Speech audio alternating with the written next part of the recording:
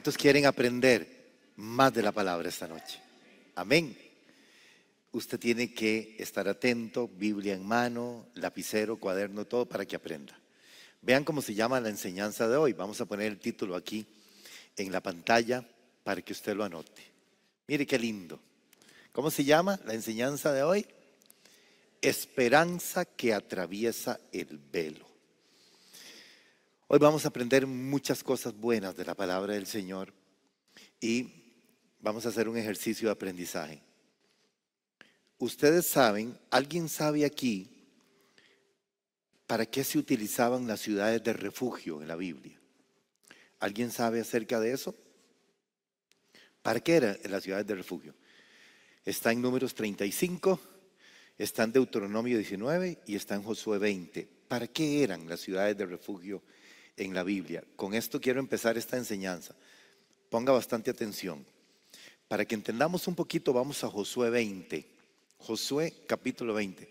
Vea qué lindo cómo, vea la perfección de la palabra del Señor, cómo encontramos nosotros un paralelismo perfecto entre el Antiguo Testamento y el Nuevo Testamento con la obra de nuestro Señor Jesús, y cómo todo coincide perfectamente, y cómo todo en el Antiguo Testamento era figura de lo que Dios había establecido como plan para el hombre, para la humanidad.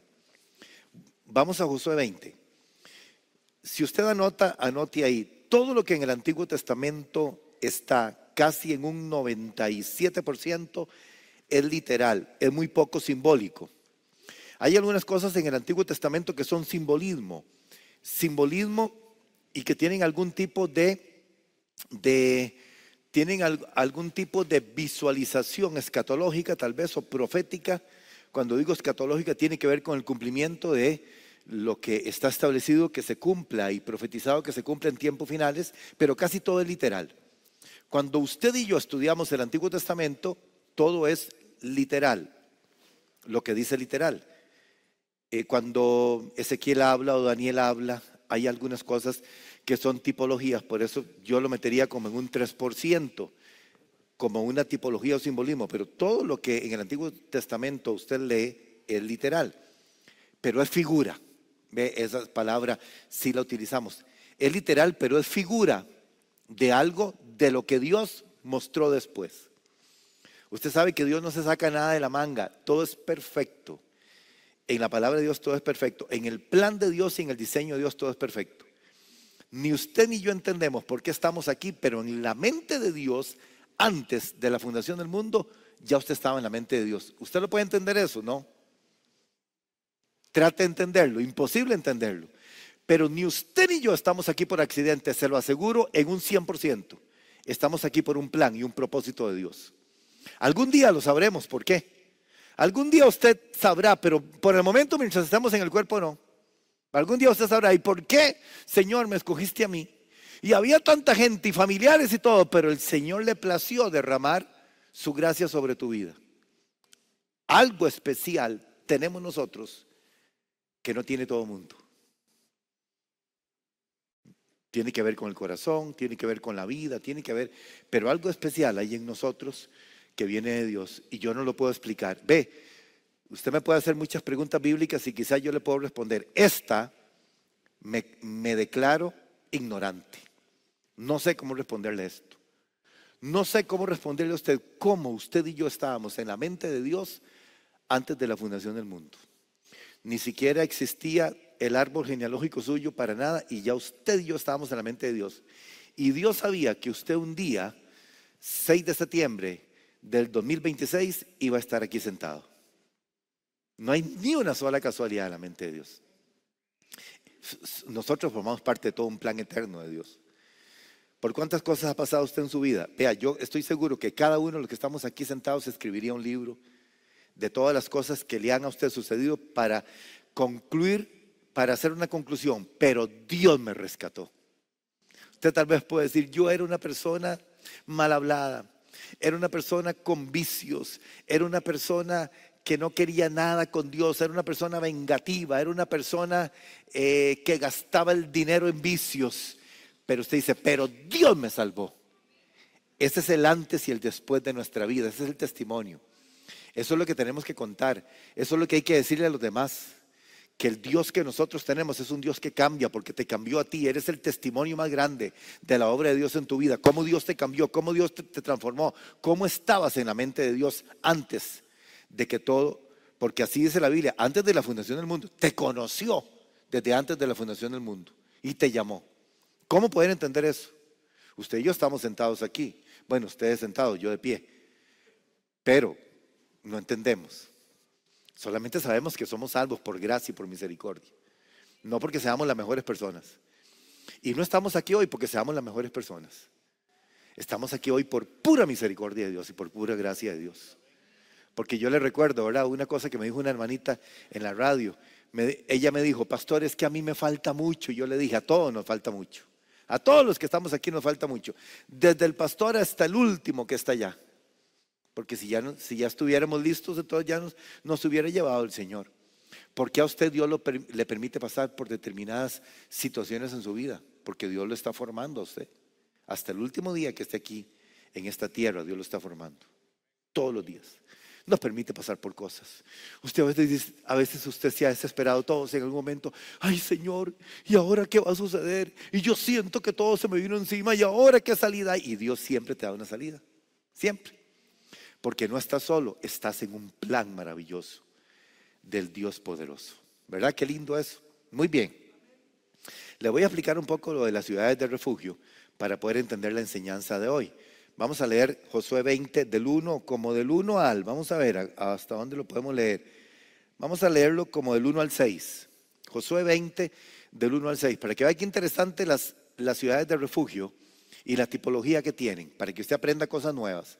Usted viene a esta iglesia siempre a aprender y a ser formado. Vea qué lindo. Dice, el Señor le habló a Josué y le dijo, habla con los israelitas y diles que escojan ciudades de refugio, tal como lo ordené por medio de Moisés. Si uno mata a otro accidentalmente sin intención, o sea, que no sea un delito con dolosos, eso se dice en derecho penal, ¿verdad? El que no actuó con dolo, ni con alevosía, ni maquinó el delito, sino que fue accidentalmente.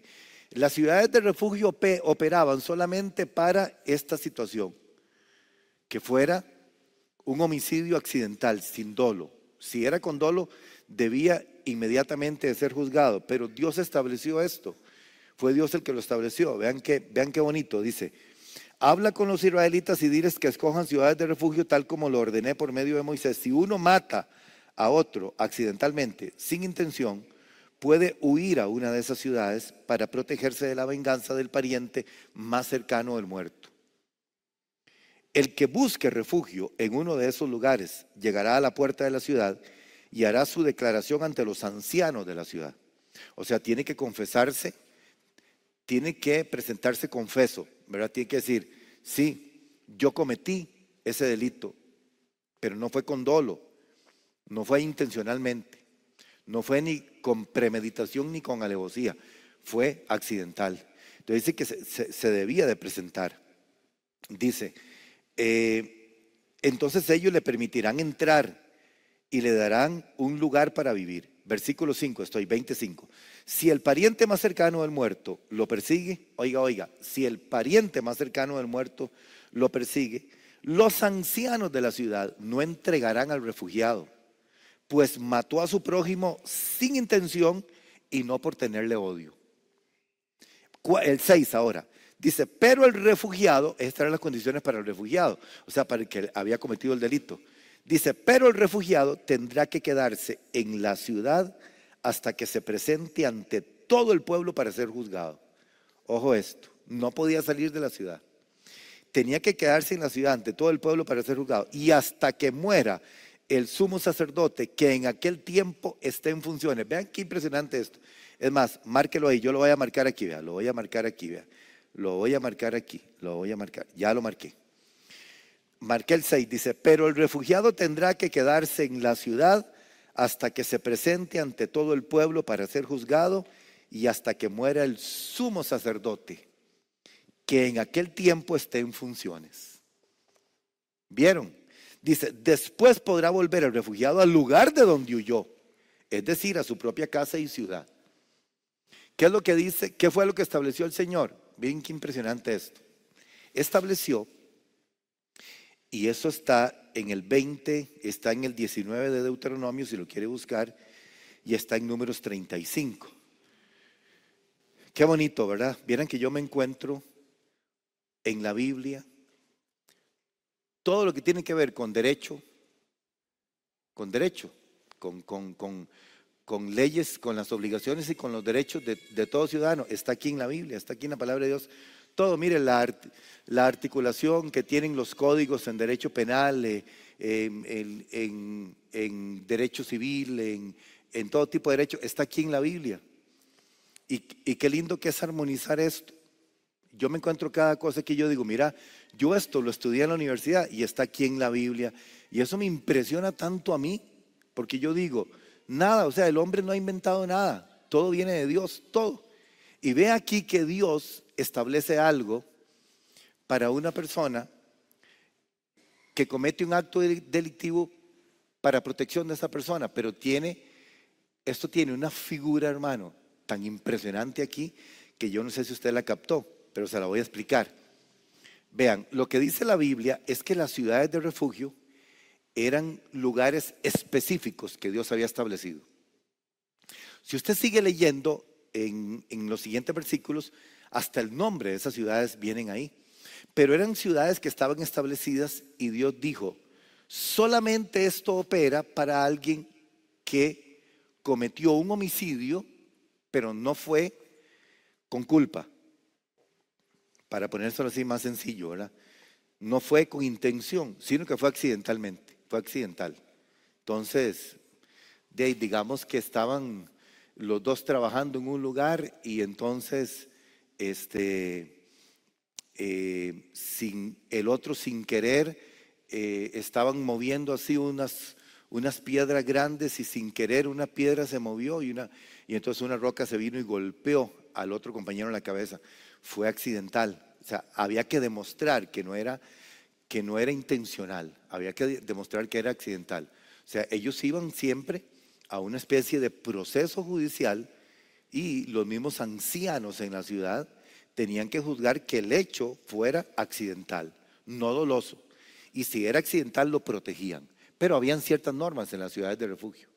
Entre ellas le dijeron, usted no puede salir de aquí, porque si usted sale de aquí, el pariente del muerto más cercano va a vengar la sangre del familiar. Usted tiene que estar aquí. ¿Hasta cuándo?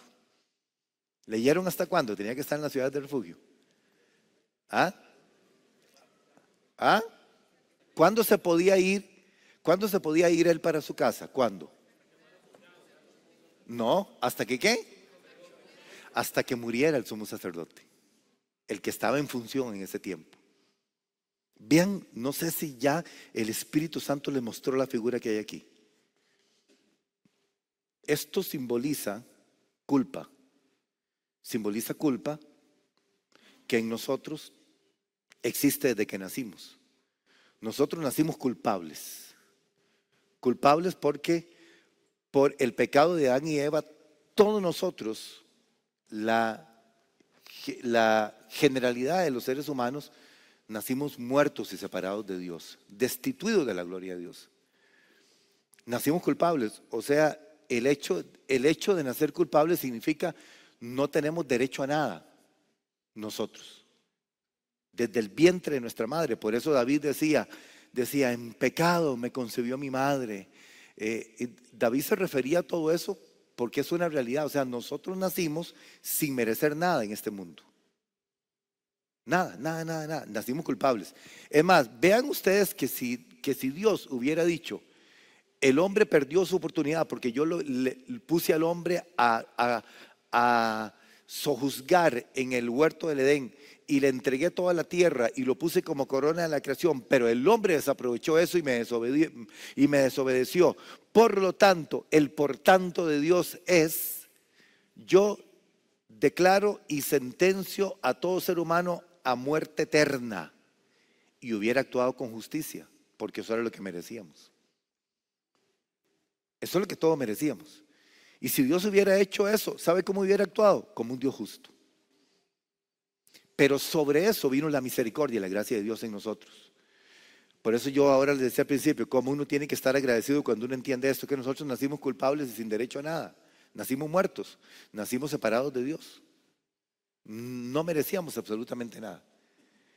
Pero vean la figura aquí, con estas ciudades de refugio. Nacimos culpables. Pero Dios designó algo para usted y para mí. Y cuando uno lo entiende, se da cuenta que esto está fuera de todo lo que se llama religión y todo lo que se llama nombre humano y todo lo que se llama doctrinas humanas y todo lo que el ser humano invente. Es pureza de la verdad revelada de Dios. Por eso inicié diciéndoles, ni nosotros sabemos por qué estamos aquí, pero ya Dios lo tenía designado. Nacimos culpables y Dios entonces, en su misericordia, ordenó todo de tal manera que hubiera un plan de nosotros, de Dios para nosotros, para que nosotros fuésemos libres de esa culpabilidad. Y estableció entonces la figura del sumo sacerdote. ¿Quién es el sumo sacerdote? Que trasciende los tiempos, las edades, el que es, el que era y el que será por siempre. Jesús el Señor. Y Jesús el Señor es el sumo sacerdote revelado en la palabra del Señor. El sumo sacerdote que es, óigame bien esta palabra, precursor. Precursor significa, y ahora lo vamos a estudiar en Hebreos, precursor es el que abre camino. Los sacerdotes del Antiguo Testamento no eran precursores. Jesús es precursor porque Jesús entró una sola vez y para siempre y abrió el velo que separaba al hombre de Dios, a la humanidad de la misma presencia de Dios. Eso dice la palabra de Dios. Pero esta figura, el sumo sacerdote de Jesús, es la figura de este sacerdote de las ciudades de refugio. Lo que cubría a ese hombre mientras estaba en la ciudad de refugio era la función sacerdotal. La función sacerdotal era tan respetada que nadie podía tocar a aquel hombre que había matado al otro. Por eso no lo dejaban salir de la ciudad, porque si salía de la ciudad lo mataban, porque la cobertura estaba ahí en la ciudad.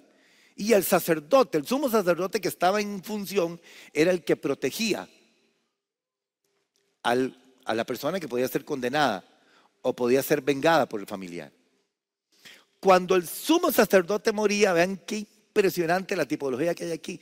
Cuando el sumo sacerdote moría, quedaba libre aquella persona.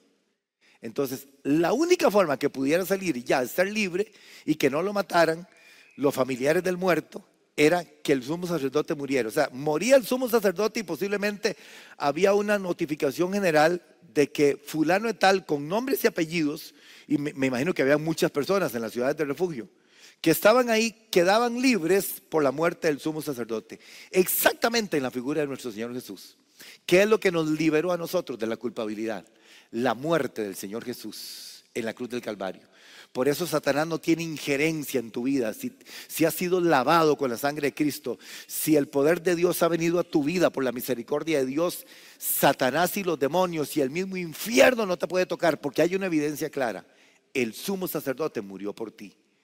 Nada más que este sumo sacerdote no solamente murió, sino que resucitó al tercer día entre los muertos para darnos a nosotros vida, que es diferente al sumo sacerdote del Antiguo Testamento, porque ese moría y moría. Pero este sumo sacerdote de nosotros murió y resucitó al tercer día entre los muertos para darnos vida a todos nosotros.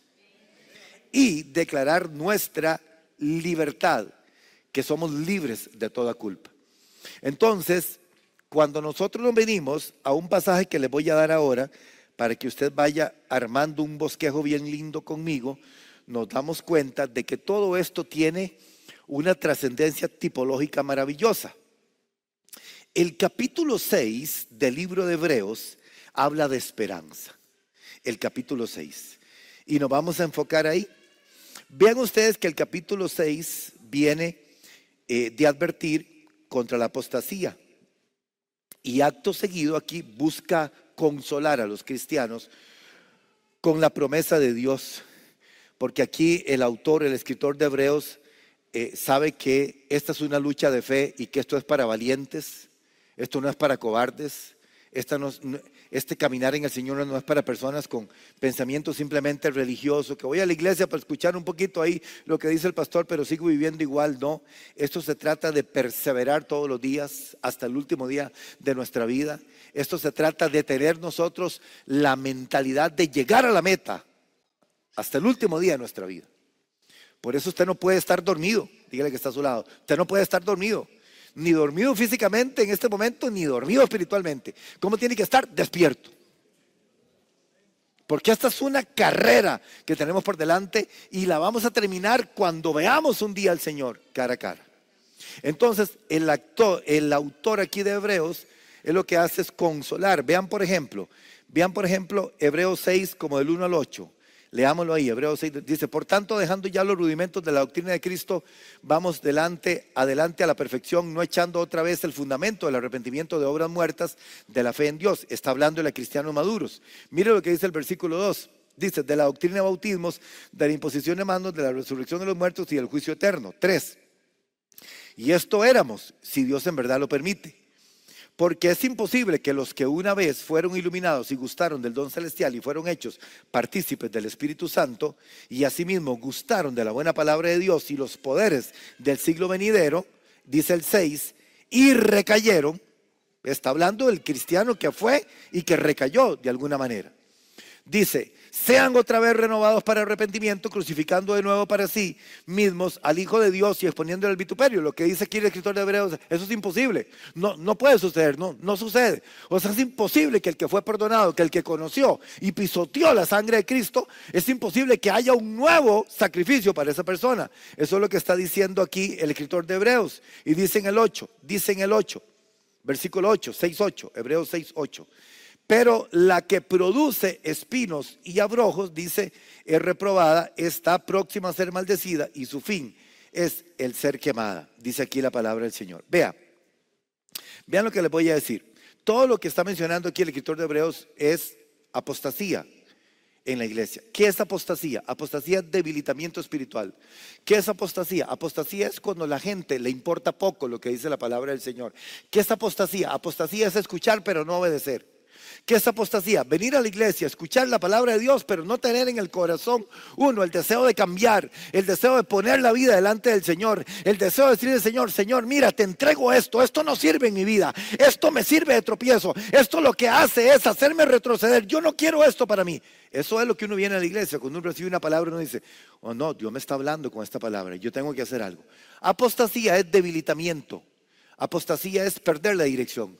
Apostasía es desviarse de la fe y sucede dentro de la misma iglesia. Aquí el escritor de Hebreos le está hablando a esas personas y dice: es imposible que el que ya gustó el don celestial y recayó y quiso por su propia voluntad hacer las cosas a su manera, vuelva otra vez a hacer un sacrificio para esas personas. No, eso no existe, tal cosa no existe. Entonces el escritor de Hebreos viene hablándonos de eso y en el versículo 9, 12 y 17 nos dice algo clave. Dice: pero en cuanto a vosotros, oh amados, estamos persuadidos de cosas mejores y que pertenecen a la salvación, aunque hablamos así. Está diciendo: ustedes no formen parte de ese grupo porque usted y yo estamos persuadidos de algo mucho mejor que eso. Y dice el 12, vamos a leer solamente el 12 y el 17 aquí. Dice: a fin de que no os hagáis perezosos, sino imitadores de aquellos que por la fe y la paciencia heredan las promesas. Diga conmigo: con fe y paciencia heredo las promesas de Dios. 17 ahora, vaya al 17. Por lo cual, queriendo Dios mostrar más abundantemente a los herederos de la promesa la inmutabilidad de su consejo, interpuso juramento. Y esto me ministra de una manera tremenda. Interpuso juramento. Dice que Dios interpuso juramento. Vamos a retomar todo lo que dije. El escritor de Hebreos viene hablando aquí de la apostasía, de la debilidad de algunos creyentes que, habiendo conocido al Señor, recayeron en su fe. Esa es una desgracia. Haber conocido al Señor y recaer uno en la fe es una desgracia.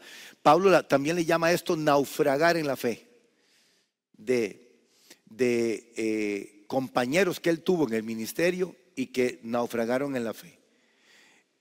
Es exactamente esto, apostasía. Entonces viene hablando el escritor de Hebreos de esto, de personas que creyeron, pero que el mundo les les resplandeció mucho el mundo a ellos y quisieron amar más al mundo y las cosas del mundo, y entonces recayeron. Entonces el escritor de Hebreos dice: ¿y qué más hay para ofrecer para ellos? No se puede ofrecer nada más, porque ya el sacrificio fue dado. Entonces luego nos habla a nosotros, los creyentes que estamos dispuestos a llegar hasta el final de la carrera. Y entonces en el versículo 17, porque aquí entramos ya para enseñar de la esperanza, de lo que les quiero hablar. En el versículo 17 hay algo profundo, dice: por lo cual, queriendo Dios mostrar más abundantemente a los herederos de la promesa, que somos nosotros, dice, de la promesa, la inmutabilidad de su consejo. Inmutabilidad es un atributo de Dios. Dios es inmutable y significa que Dios no cambia. Lo que Dios dijo es para siempre. Dios no cambia, el ser humano sí, pero lo que Dios dijo es para siempre. Dios es inmutable, y aquí Dios está mostrando su inmutabilidad. Dice la inmutabilidad de su consejo. En otras palabras, lo que está diciendo la Biblia es para que usted vea que lo que Dios dijo es cierto, y para que usted vea que lo que Dios dijo se cumplirá hasta el fin de los tiempos y no cambiará. En su inmutabilidad de su consejo interpuso juramento. Esto es algo muy fuerte, porque además de que la Biblia nos está diciendo a nosotros que Dios es inmutable, que es un atributo de Dios, que Dios no cambia porque Dios es inmutable, lo que Dios dijo se cumple al 100%, además de la inmutabilidad de su consejo, interpuso juramento. Es impresionante. O sea, sabemos que Dios es inmutable, pero además de que sabemos que Dios es inmutable, dice el escritor de Hebreos, Él interpuso un juramento como diciendo: no, es que no solamente soy inmutable, es que me voy a poner al nivel de ustedes para jurar. Imagínense, Dios interponiendo juramento. Vean lo que dice el 18. Dice: para que por dos cosas inmutables, y si nos sigue hablando de la inmutabilidad, en las cuales es imposible que Dios mienta, tengamos un fortísimo consuelo. No se dice fuertísimo, nunca diga fuertísimo, se dice fortísimo. Dice, tengamos un fortísimo consuelo los que hemos sacudido para asirnos. Este es un verbo, asir, de asirnos. Significa sujetarnos con violencia. Significa sujetarnos violentamente. Eso significa asirse.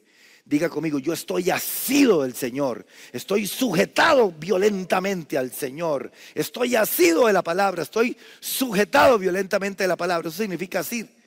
Y dice: en las cuales es imposible que Dios mienta, tengamos un fortísimo consuelo los que hemos acudido para asirnos de la esperanza puesta delante de nosotros.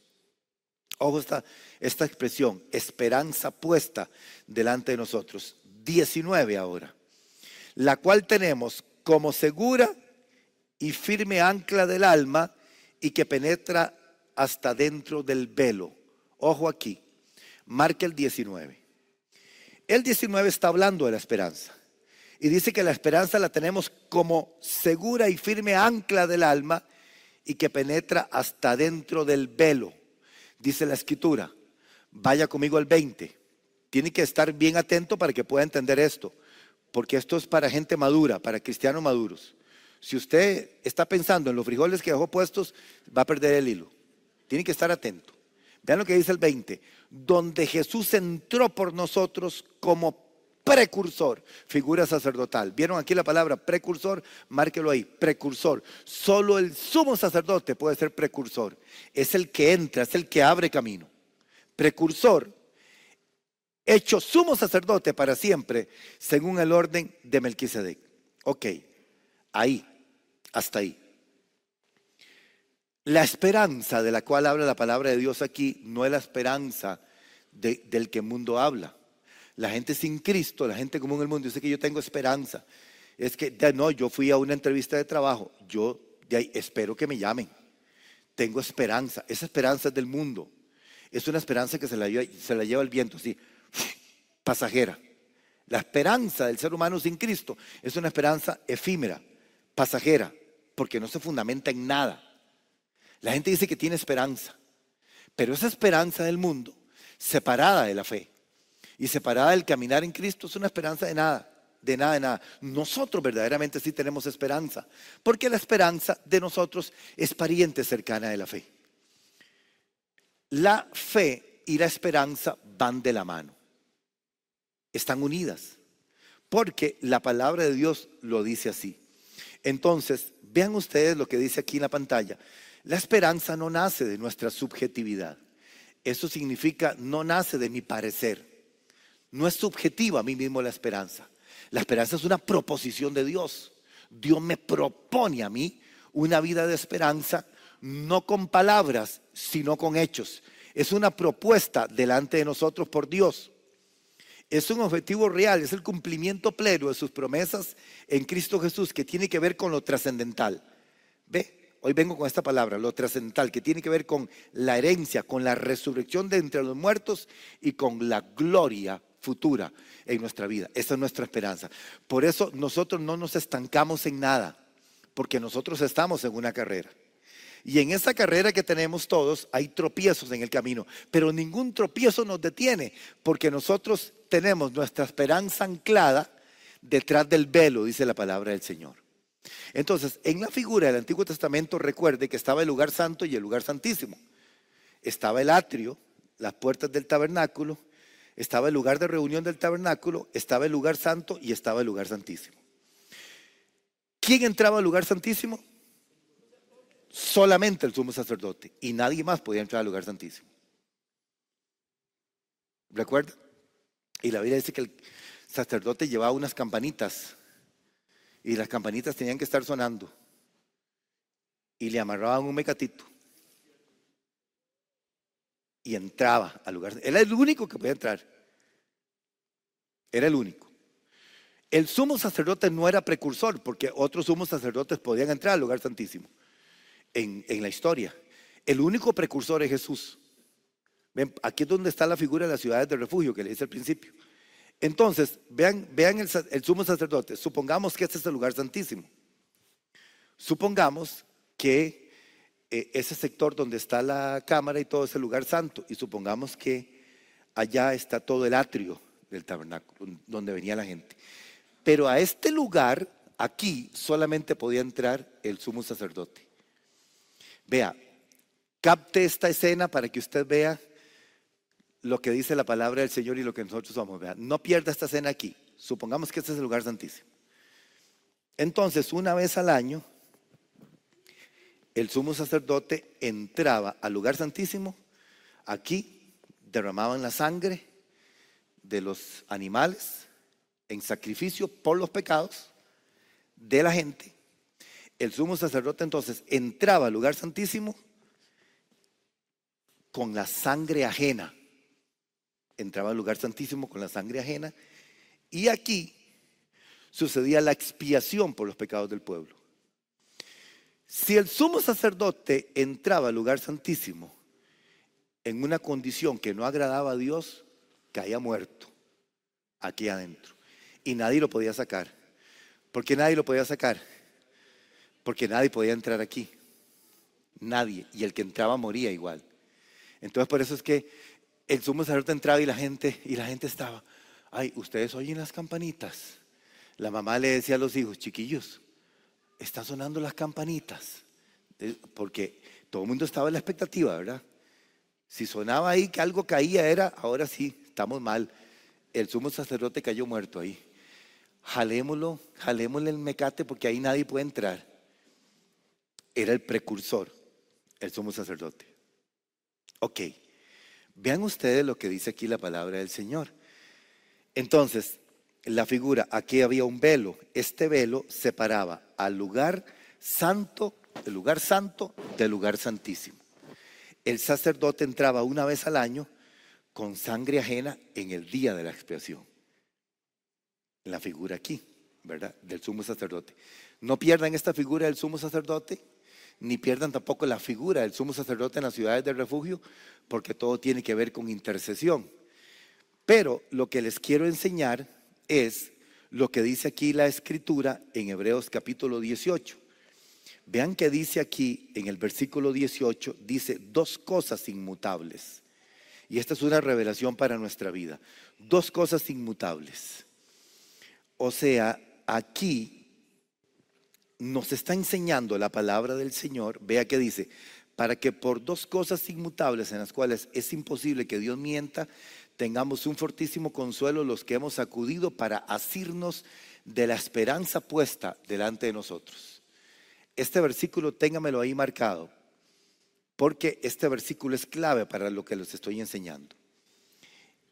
En el contexto inmediato, aquí el autor de Hebreos nos recuerda lo que pasó en Génesis capítulo 22, cuando Dios juró por sí mismo a Abraham. Por eso aquí hay dos cosas que son inmutables. ¿Cuáles son las dos cosas inmutables? Tal vez vamos a Génesis 22 para que no se pierdan. 22:16. Vaya conmigo a Génesis 22:16. Vean qué impresionante lo que es la palabra de Dios. Ojo lo que dice la palabra de Dios. Dios dijo, y dijo: por mí mismo he jurado, dice Jehová, que por cuanto has hecho esto y no me has rehusado a tu hijo. ¿Recuerdan la escena? Tu único hijo fue cuando Dios le dijo a Abraham que entregara a Isaac en sacrificio. Y yo digo, pero esto es muy mío, ¿verdad? Usted no tiene que decirlo, nada más lo digo yo, que Abraham dejó frío a Dios, lo dejó impresionado, porque no le rehusó a su hijo. Y entonces aquí Dios le dice: por mí mismo he jurado, dice Dios, que por cuanto has hecho esto y no me has rehusado a tu hijo, a tu único hijo. Vea lo que dice el 17. Dice: de cierto te bendeciré.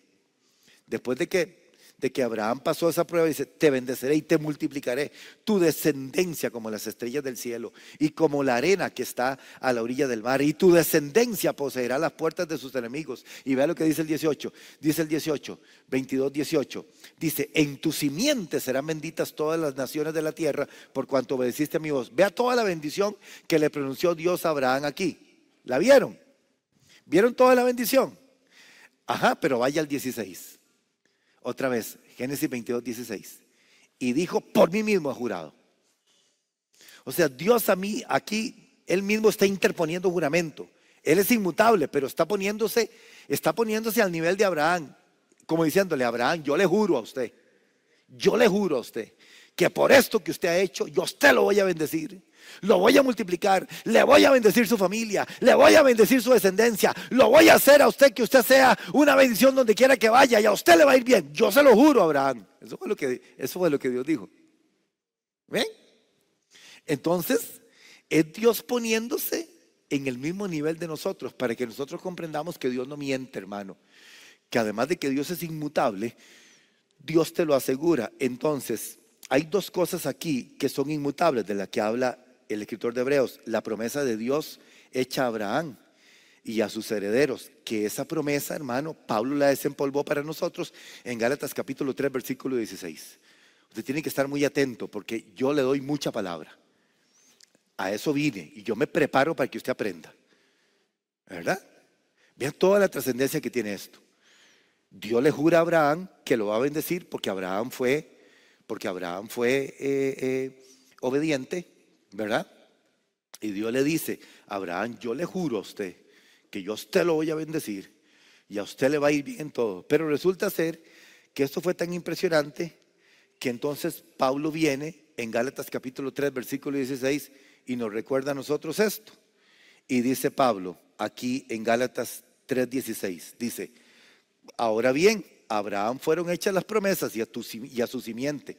No dice y a las simientes, como si hablase de muchos, sino como de uno, y a tu simiente, la cual es Cristo. Lo que Pablo está diciendo aquí es que esto no opera para el mundo general, opera para una simiente, la simiente de Cristo. Eso dice Gálatas 3:16. Y vea lo que dice el 29 de Gálatas 3 también, Gálatas 3:29. Miren lo que dice Gálatas 3:29. Y si vosotros sois de Cristo, miren qué belleza, hermano, este mismo juramento de Abraham para nosotros.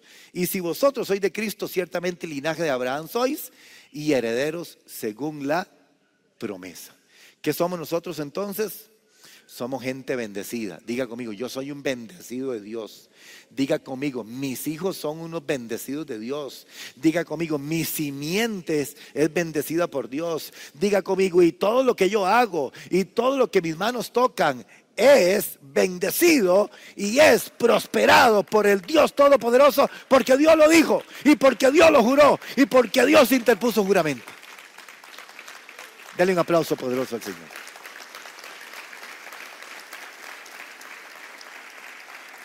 Por eso, cuando hablamos de esperanza, hay que entender esto. ¿Qué es una de las cosas inmutables que dice el escritor de Hebreos?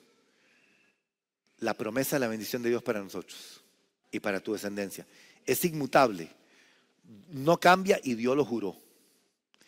Dios le juró a Abraham y por lo tanto nos alcanzó a nosotros. Por eso Pablo desempolvó todo esto.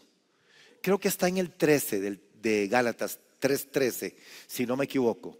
Vamos a Gálatas 3:13 un momentito. Ojo, ahí está. Mire, márqueme este versículo. Cristo nos redimió de la maldición de la ley, hecho por nosotros maldición, porque con la ley no podíamos alcanzar esto. Porque escrito está: maldito todo el que es colgado en un madero. Miren qué riqueza hay aquí. Vaya al 14 ahora conmigo.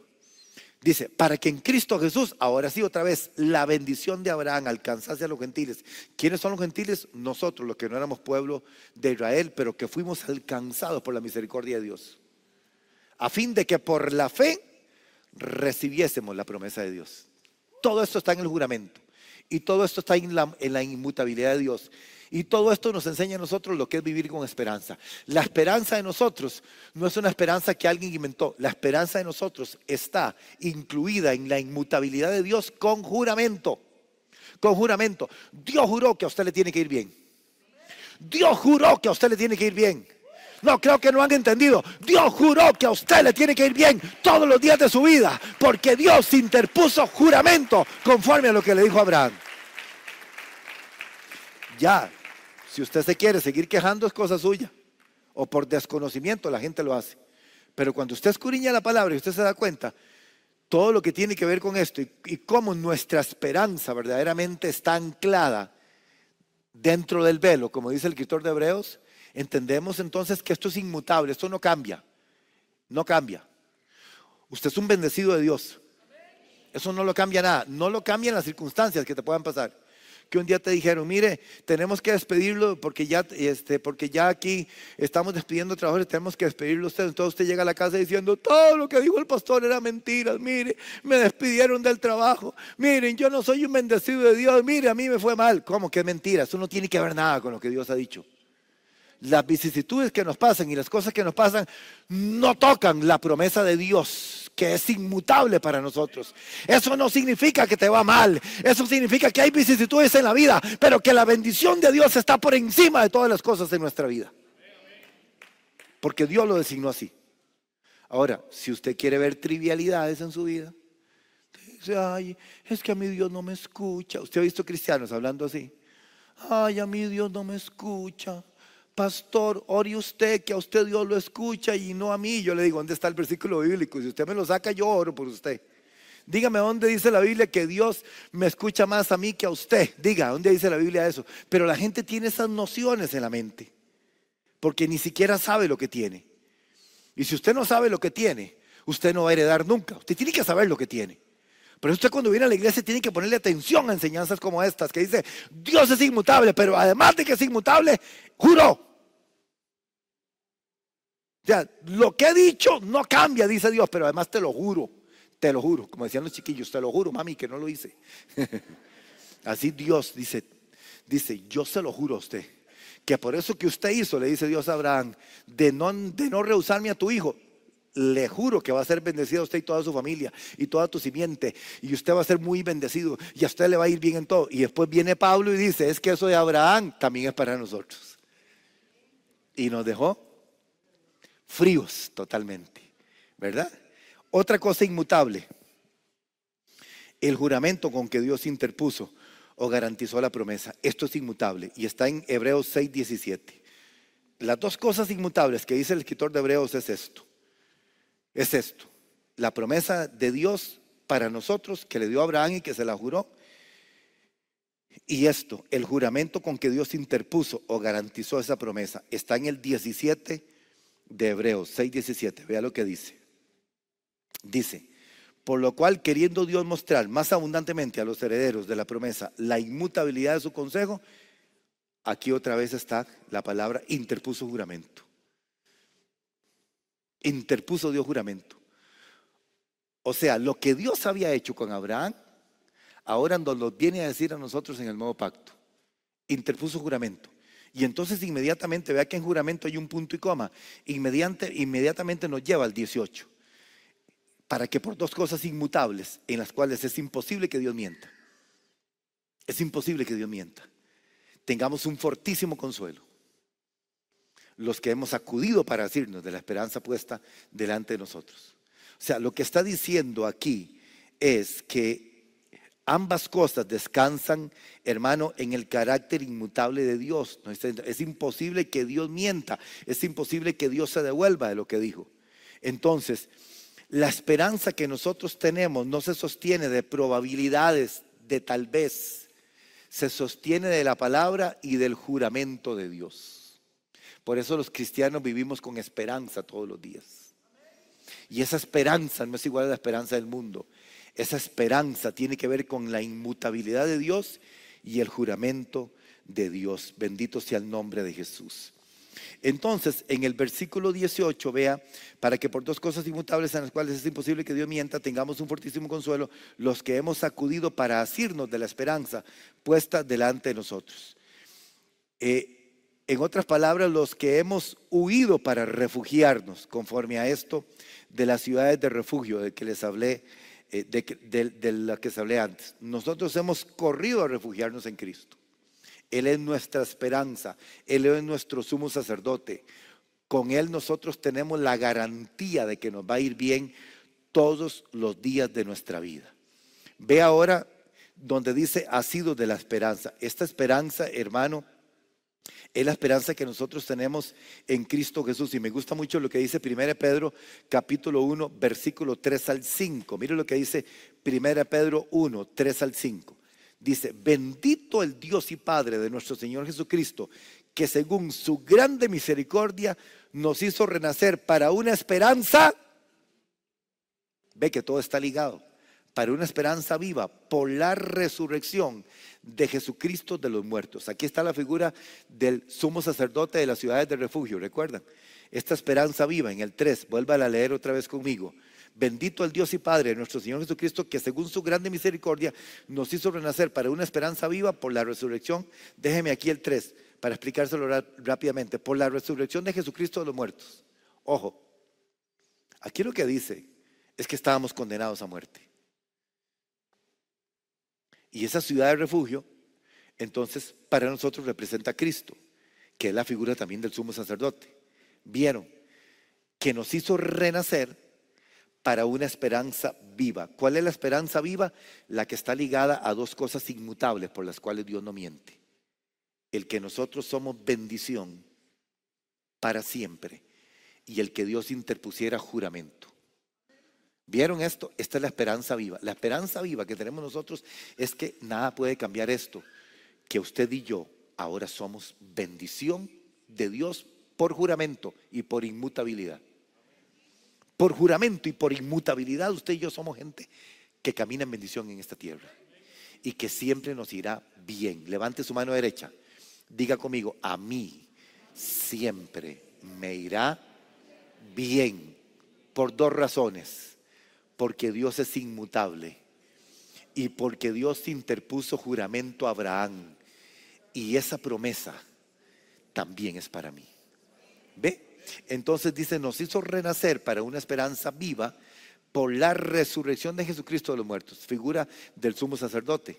¿Ve? Aquí quedó libre toda la condena que teníamos, y entonces mediante la muerte y resurrección de Cristo nos hizo renacer a nosotros para una esperanza viva. No se queje, hermano, de lo que le pasa. Si usted lo que está aquí es un ratito y por donde usted está pasando, ya Dios pasó. Ya el Señor pasó por donde está pasando, y lo está esperando allá. Vean todos aquella puerta que está allá. Imagínense que el Señor Jesús lo está esperando a usted allá. Usted tiene que llegar a donde está esa puerta. Pero quiero decirle que ya Él pasó por donde usted está pasando. Para decirte: sí puede lograrlo, porque ya yo pasé por ahí. Y si yo pasé por ahí, vas a llegar también al final de tu carrera. Esto es lo que tiene que ver con la esperanza viva que nosotros tenemos en Cristo Jesús. Y mire lo que dice el versículo siguiente, el 4. Dice: para una herencia, ve como lo que está hablando tiene que ver con trascendencia. Para una herencia, ¿cómo es nuestra herencia? Incorruptible. ¿Qué significa? Que no sufre corrupción, no es de este mundo, porque en este mundo hay corrupción. Nuestra herencia es incorruptible. ¿Cómo es también? Incontaminada. Es imposible que se contamine. Está hablando de todo lo trascendental. ¿Y cómo es también? ¿Qué es inmarcesible? Vamos a ver. ¿Qué es? Inmarcesible. ¿Qué es inmarcesible? Que no se marchita. Eso es inmarcesible. ¿Vieron? ¡Qué belleza!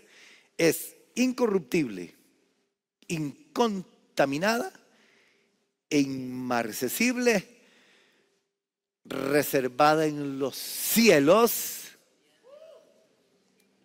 ¿Para quién? Para nosotros. Y vean el 5, vean el 5. Que sois guardados. Todo esto está ligado a la esperanza, a la inmutabilidad y al juramento. Que sois guardados por el poder de Dios mediante la fe. Porque este es un asunto de fe. Dígale que está a su lado, esto es un asunto de fe. Esto no es de hablar paja, es un asunto de fe. Es de creerle a Dios todos los días. Que sois guardados por el poder de Dios mediante la... ¿Qué son la esperanza y la fe?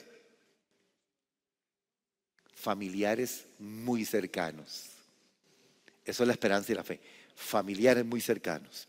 Que sois guardados por el poder de Dios mediante la fe para alcanzar la salvación que está preparada para ser manifestada en el tiempo posterior. Vean lo que dice el 5.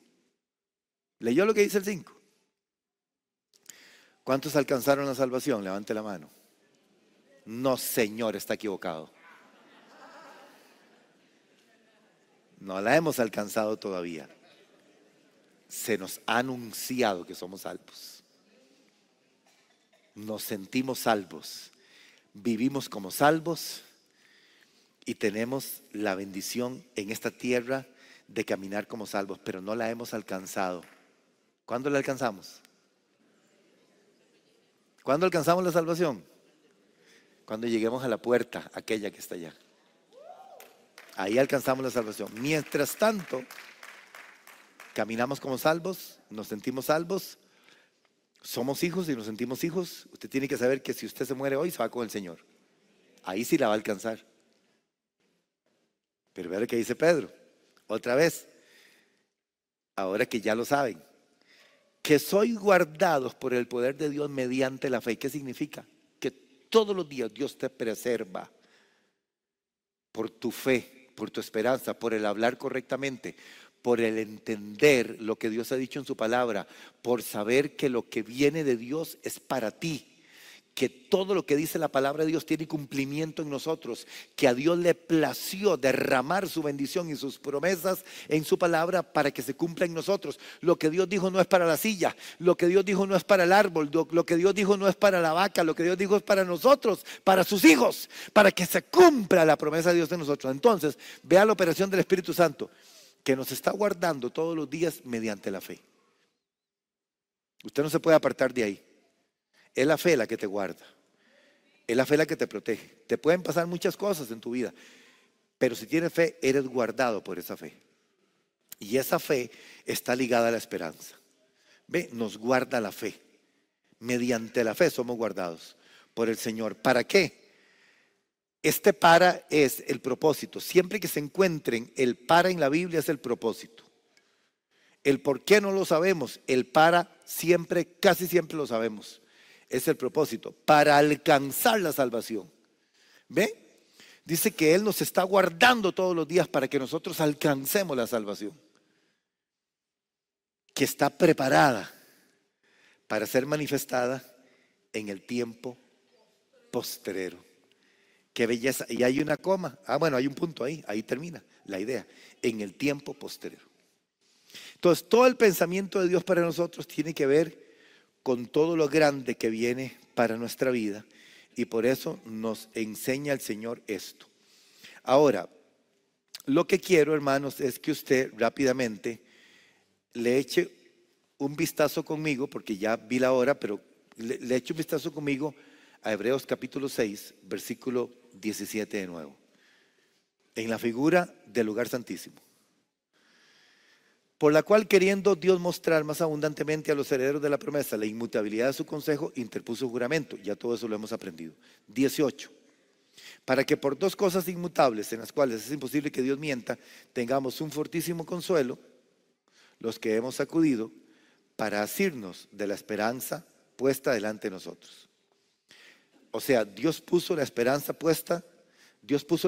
delante de nosotros, y dice que Dios interpuso juramento en su inmutabilidad para nosotros asirnos de esa esperanza que está delante de nosotros. Ahí estamos bien, ¿verdad?